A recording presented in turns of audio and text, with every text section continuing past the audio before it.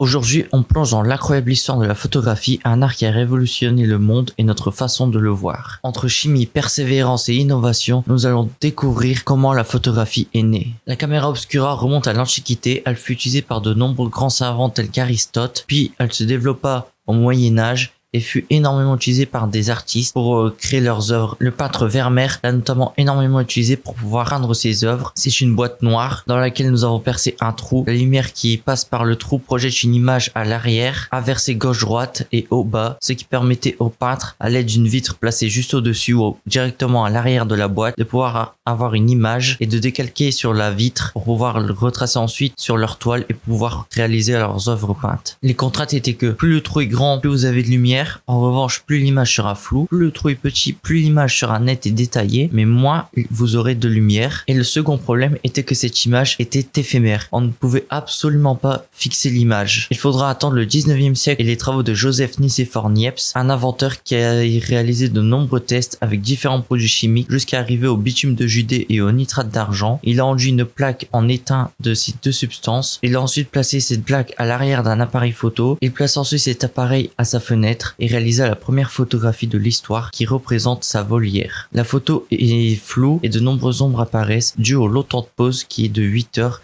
et au mouvement du soleil. Il baptisa cette photo le point de vue du gras. Malheureusement, Niepce mourut en 1833 et ce fut son associé Louis Daguerre qui reprena ses travaux et les perfectionna jusqu'à arriver à un procédé qu'il nommera le daguerréotype. Daguerre présentera avec l'aide de François Arago ce procédé à l'Académie des Sciences. L'Académie des Sciences, très emballée, adoptera immédiatement le projet et le rendra public. À partir de ce moment-là, de nombreuses personnes venaient se faire tirer le portrait, notamment dans les classes hautes de la société, puisque cela coûtait énormément d'argent. La communauté scientifique s'est également emparé de ce procédé pour pouvoir reproduire le monde et réaliser leurs expériences. Malheureusement, ce procédé avait encore un inconvénient, c'était le temps de pause qui était toujours très long. Par exemple, pour réaliser une prise de vue de portrait, les gens devaient rester immobiles pendant quelques minutes, ce qui était très inconfortable pour eux. Il y avait donc plusieurs accessoires qui ont été créés pour leur permettre de se maintenir. En parallèle, au même moment, en Angleterre, il y a William Henry Fox Talbot qui a créé également son propre procédé qu'il a nommé le calotype, qui est un principe de négatif positif qui fonctionne en utilisant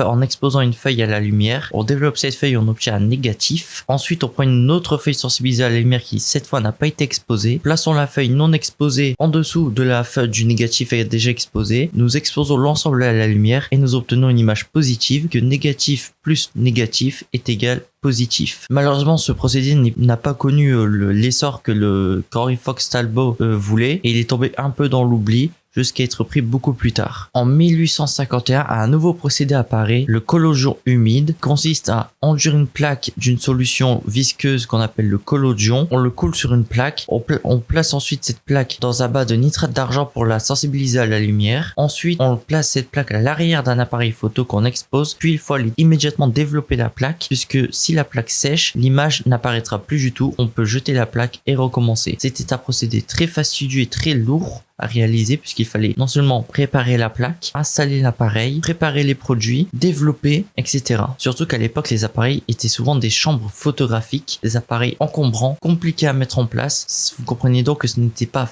à la portée de tout le monde et qu'un amateur pouvait difficilement réaliser une prise de vue. Il fallait déjà avoir une grande expérience technique et chimique également pour préparer les produits. Cependant, cette technique a pour avantage d'être beaucoup plus sensible à la lumière que le daguerréotype. Alors on s'entend, il faisait pas des photos en pleine nuit, c'était pas possible, mais le temps de pause pouvait être raccourci en passant de quelques minutes à quelques secondes seulement. Et cette technique offrait également une très grande qualité de rendu. D'ailleurs, aujourd'hui, certains photographes reprennent cette technique et tirent des images vraiment exceptionnelles. Éric Antoine, alors pas Éric Antoine le magicien, mais Éric Antoine le photographe, qui réalise d'excellentes photographies avec cette technique. En 1888, George Eastman Kodak fonde la Kodak Company et créa un appareil photo, le Kodak numéro 1, un appareil photo portatif acceptant du film moyen format et film 127 sur pellicule souple, ce qui permettait aux gens de pouvoir se balader avec, beaucoup plus transportable pour pouvoir réaliser leur prise de vue, d'autant plus qu'il l'a commercialisé avec un slogan: appuyez sur le bouton, nous faisons le reste, c'est-à-dire que les personnes réalisaient toutes leurs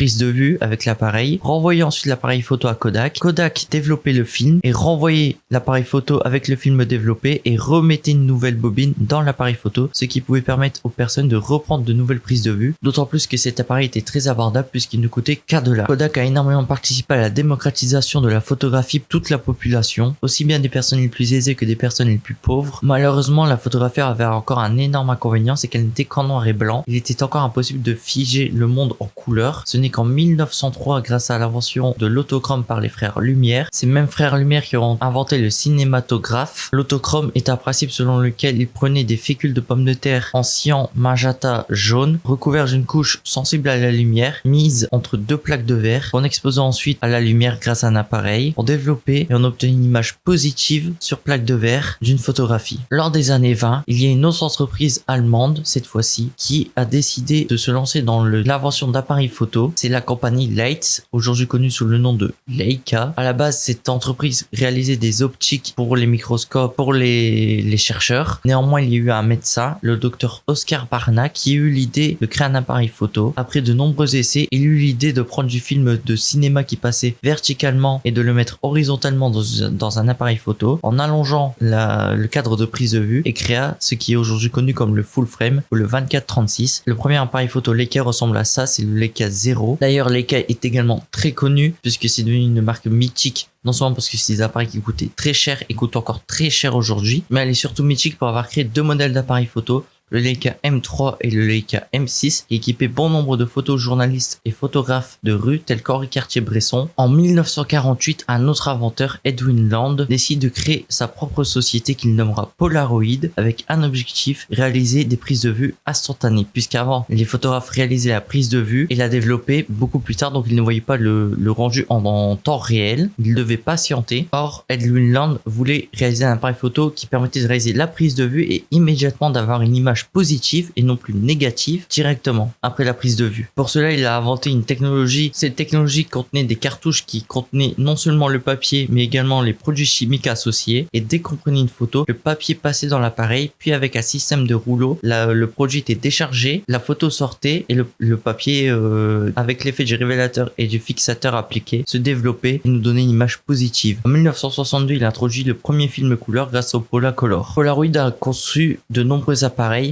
Le plus mythique d'entre eux est notamment le Polaroid SX70 qui fut commercialisé lors des années 1970. Un appareil photo instantané à visée réflexe et très portatif. Polaroid a également conçu des appareils pour le grand public et également pour les professionnels, les chercheurs, etc. D'ailleurs, les Polaroid très utilisés lors des prises de vue en studio avant de faire des photos, notamment à la chambre photographique avec des plans films qui coûtaient très cher. Les photographes utilisaient du Polaroid pour faire leurs tests d'éclairage. En 1975, Steven Sasson, un employé de Kodak, créa le premier appareil photo numérique de l'histoire, un appareil qui pesa plus de 3 kg. C'était encore un prototype à l'époque. Il présenta cette invention à Kodak qui la refusa. Il quittera ensuite l'entreprise. Son invention sera rachetée par Minolta, puis Sony, etc. Et aujourd'hui, toutes les photos sont numériques, bien évidemment. Sans cette invention, qu'est-ce que serait notre société actuellement où des milliards de photos sont prises chaque jour et publiées sur les réseaux sociaux? À l'époque, la résolution de cet appareil n'était pas folle, mais le principe existait déjà. On pouvait prendre une photo numérique qui était enregistrée. Alors aujourd'hui, on les met sur les réseaux sociaux, sur des cartes mémoire, tout ça. Lui, à l'époque, l'appareil réalisait des prises de vue qu'il enregistrait directement sur cassette. Puis, il mettait la cassette dans un magnétoscope. Le magnétoscope projetait l'image sur un écran de télévision. L'objectif, lui, était un objectif de caméra Super 8 Kodak.